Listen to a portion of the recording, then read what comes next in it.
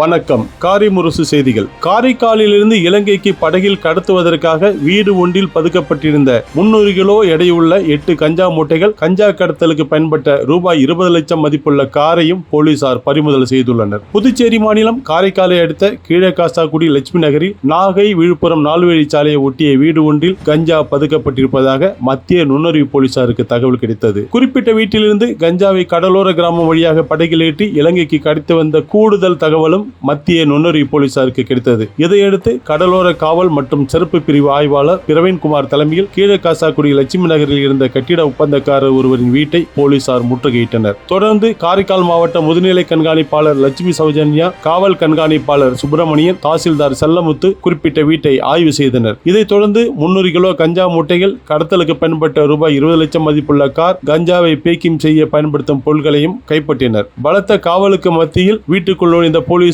மூட்டை மூட்டையாக கஞ்சா அடுக்கப்பட்டிருந்ததை கண்டு திடுக்கிட்டனர். வீட்டிலிருந்து காரில் கடற்கரை கொண்டு சென்று அங்கிருந்து படகில் ஏற்றி இலங்கைக்கு கடத்த திட்டமிட்டிருந்ததும் தெரிய வந்தது. மேலும் வீட்டில் இருந்த கடத்தல் பெருவழிகளான கடலூரைச் சேர்ந்த குமாரவேல், மன்னார்குடியைச் சேர்ந்த திலீப் இருவரையும் போலீசார் கைது செய்தனர். அவர்களிடம் விசாரணை செய்ததில் கடந்த 10 வருடங்களாகவே கடலூர் குமாரவேல் அந்த வீட்டில் தங்கி ஹைடெக் கஞ்சா கடத்தலில் ஈடுபட்டதும் வெளிச்சத்துக்கு வந்தது. கைதான கடத்தல் பெருவழிகள் லட்சுமி நகரை ஒட்டியுள்ள காஜியா நகரில் பிரம்மாண்டமான சொகுசு பங்களாவை கட்டி வந்ததும் விசாரணையில் தெரிய வந்துள்ளது. கஞ்சா கடத்தல் பெருவழிகளான கடலூர் குமாரவேல், மன்னார்குடி திலீப் உள்ளிட்ட சிலர் வட மாநிலங்களில் இருந்து ரயில் வழியாக காரைக்காலுக்கு கஞ்சாவை கடத்தி வந்து வீட்டில் இருப்பு வைத்து படகில் இலங்கைக்கு கடத்திய அதிர்ச்சி தகவலும் வெளியானது. அத்துடன் கஞ்சாவை கடத்தி செல்ல வருகிற படகினை செல்போன் மூலமாக தொடர்பு கொண்டு திட்டமிட்டபடி கணக்கச்சிதமாக கடத்தல் தொழிலில் ஈடுபட்ட ஆச்சரிய தகவலும் போலீசாருக்கு கிட்டியதாக தகவல்கள் வெளியாகியுள்ளன. இந்த கடத்தலுக்கு காரைக்கால் கடற்கரையிலிருந்து இலங்கை எல்லை வரை பயன்பட்ட படகு மற்றும் அதன் உரிமையாளரை போலீசார் தேடி வருகின்றனர். காரைக்காலில் ஒரே இடத்தில்